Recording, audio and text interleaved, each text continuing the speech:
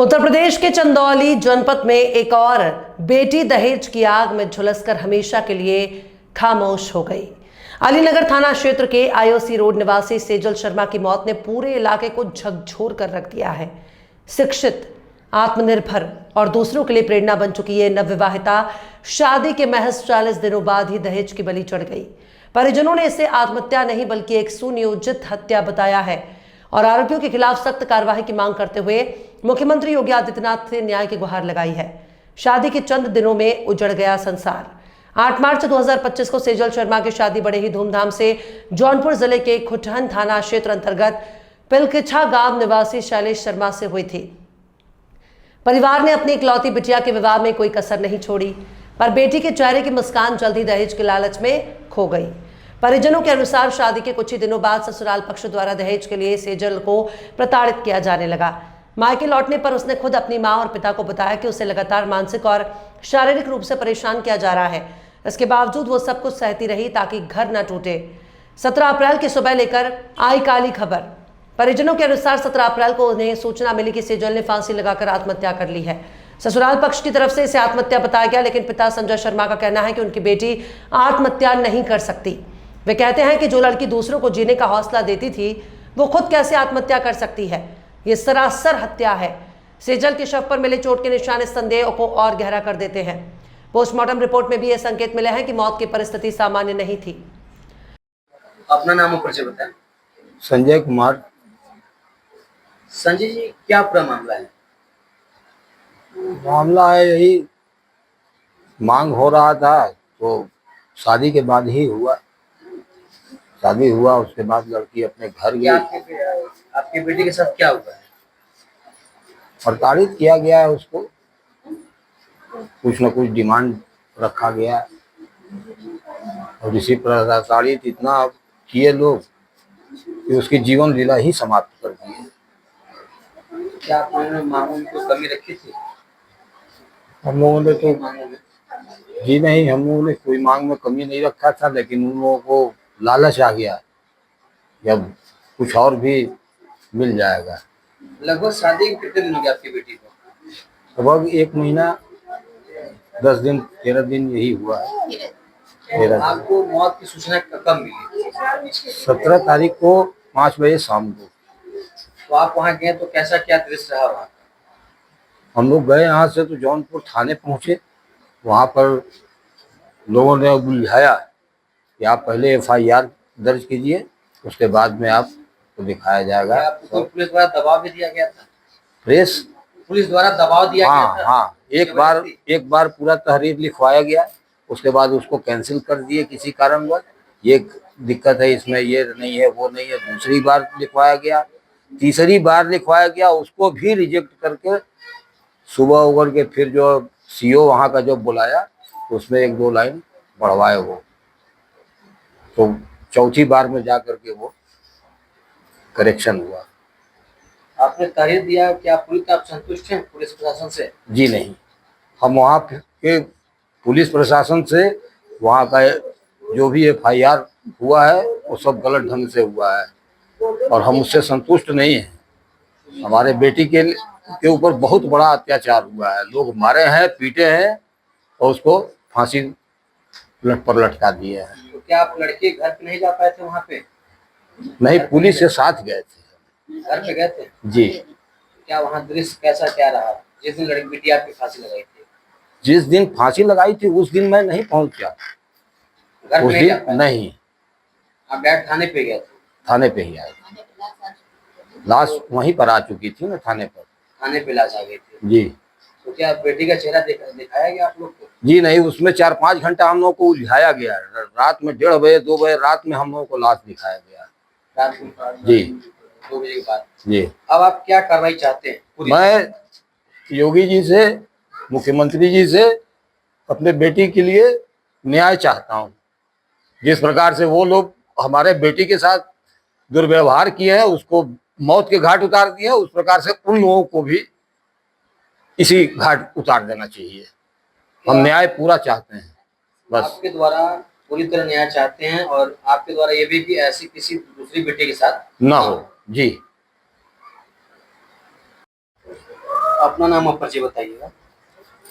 मैं श्रीमती निरंजन देवी, पति श्री संजय कुमार। क्या मामला हुआ है पूरा? मेरी बेटी को वो लोग मार दिए हैं, बेल्ट से मार मार करके उसको फांसी के फंदे पर लटका दिए हैं। तो क्या कैसा लग रहा है कि आपकी बेटी ऐसा कर सकती है? नहीं, कभी नहीं। हम ही को क्या, पूरे गांव मोहल्ला जिला जवान किसी को नहीं लग सकता है कि मेरी बेटी ऐसी कर सकती है।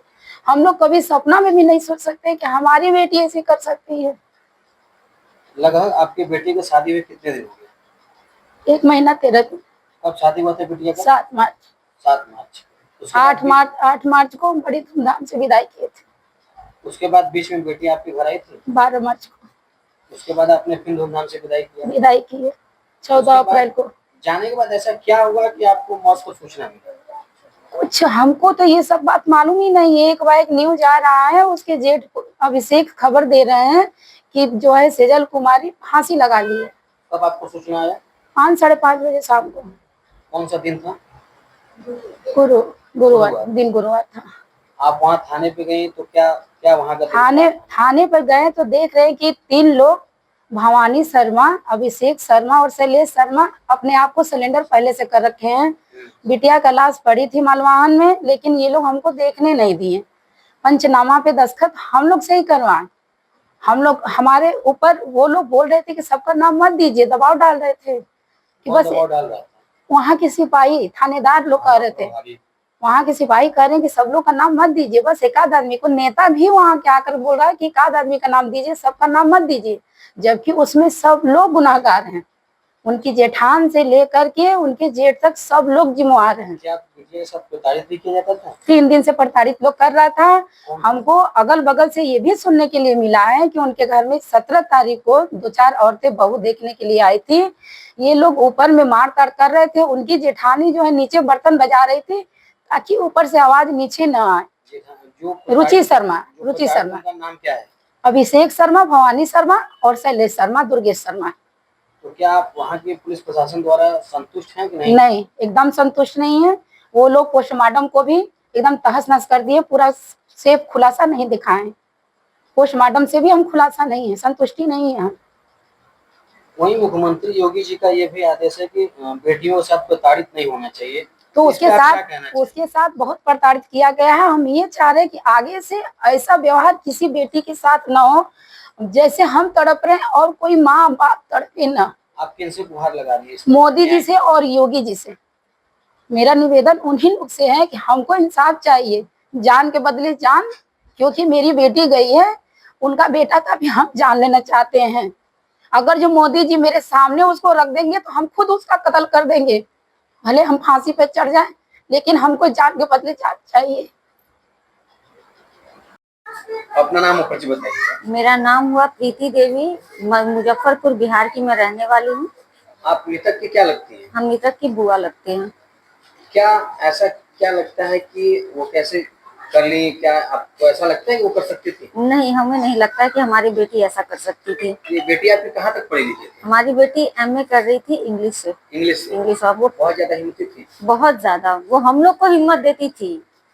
हम लोगों को वो कहती थी कि बुआ ये सब चीज जो है समाज में बहुत गलत है, वो इस चीज के लिए भी थी। तो जब आप लोगों को सूचना मिला तो कैसा लगा आप लोगों को? कैसा फीलिंग हुआ? हम लोग को तो विश्वास ही नहीं हुआ, हम लोग को आज तक विश्वास नहीं हो रहा है कि ऐसा हमारी बेटी के साथ हो गया। तो क्या किसी द्वारा बात कुछ हुआ था? हाँ, उसकी जेठानी से हमको बात हुई थी, उसका नाम है खुशबू कुमारी, तो उससे हमारी बात हुई थी। त्रिषा कुमारी भी उसका नाम है, तो तृप्ति, तो उससे बात हुई थी हमारी। उसने मतलब कहा मुझे कि हमारी लड़की 4 महीने की प्रेग्नेंट है। ऐसा हुआ ही नहीं है। उसके शरीर के जख्मों को देख के लग रहा है ना कि उसे बहुत ज्यादा मतलब टॉर्चर किया गया, बहुत ज्यादा। उन लोगों का आरोप ये था प्रेग्नेंट का। जब पोस्टमार्टम रिपोर्ट आया तो क्या पता चला उसमें? पोस्टमार्टम रिपोर्ट में तो ये बताया गया कि वो लड़की का पेट खाली है, बिल्कुल खाली है, उसने कुछ भी मतलब खाया तक नहीं है, हर तरह से। तो मतलब उन लोग तरफ झूठा आरोप लगाया जा रहा था? झूठा आरोप लगाया गया उनके तरफ से। क्या ऐसा अगर आपकी बेटी के साथ हुआ है तो आगे क्या रिक्वेस्ट करना चाहिए? हम यही रिक्वेस्ट करना चाहते हैं कि ऐसा किसी की भी बेटी के साथ ना हो। ऐसा गलत आरोप, ऐसा गलत व्यवहार जो भी किया हमारी बेटी के साथ, ऐसा किसी की बेटी के साथ ना होगा। इतने जख्म, इतनी बुरी तरह से उसको हैवानों की तरह नोचा गया है, ये हम बता नहीं सकते आपको सर। बहुत बुरी तरह से ऐसा, यही सरकार से हम कहेंगे कि इस जांच से हम संतुष्ट नहीं है। इसमें जांच में हर तरह का पोस्टमार्टम रिपोर्ट बदला गया, हर रिपोर्ट को गलत साबित करके और इस जांच को गलत दिशा में ले जाया जा रहा है। हम सरकार से यही कहेंगे, यही योगी जी से हमारा गुहार है कि सर इसको पूरी तरह से अच्छी तरह से जांच कीजिए और हमारी बेटी को न्याय दिलाए। देश की हर बेटी के साथ, जिसके साथ भी ऐसा हो रहा है उसके साथ उसको न्याय दिलाए। ऐसा किसी बेटी के साथ न हो, ताकि कोई भी दरिंदा ऐसा किसी बेटी के साथ करने के लिए वो 100 बार सोचे। इसका सीबीआई जांच की हम मांग चाहते हैं, इसमें फॉरेंसिक जांच की हम मांग चाहते हैं। ठीक है, हमारा जो है सरकार से यही रिक्वेस्ट है। और मेरा बेटा है, मेरे पास भी 2 बेटी है। मेरा बेटा कहता है कि मम्मी हम अपनी बहन लोग का शादी अब नहीं करेंगे। तो हम सरकार से ये नहीं चाहते हैं कि कोई बच्चा कहे कि माँ हम अपने बच्चों का, बेटियों का शादी ना करे। कोई माँ, ऐसे घटना से लोग बहुत डर गया। मेरा 14 साल का बच्चा जो है वो डरा हुआ है। मेरे पास भी 2 लड़की है। मेरे बेटा कह रहा है इस घटना को सुन के कि माँ हम दीदी लोग का शादी अब नहीं करेंगे, हम दीदी लोग को अपने घर रखेंगे। तो भाई ये हमारे यहाँ का रीति नहीं है। बेटी है तो उसको विदा करना है, लेकिन ऐसा किसी बेटी के साथ ना हो। अब अपना नाम और परिचय बताएं। हमारा नाम प्रेमा कुमारी है और इनके बगल में हम रहते हैं। ये ऐसी जो घटना हुआ है, लड़की के बारे में कुछ आप बता सकते हैं? कैसा उनका व्यवहार था, क्या था? उनका व्यवहार बहुत अच्छा था। वो लड़की खुद हम लोग को ज्ञान देती थी कि रात में कहीं बाहर मत जाओ, ऐसे मत करो, हर चीज हम लोग को सिखाती थी। जिसको हम 20 साल से देख रहे हैं वो गलत निकले। वो 4 दिन के आदमी कैसे जान गए कि वो गलत है? वो लड़की को मतलब वो लोग बेदर्द मारे हैं उसको।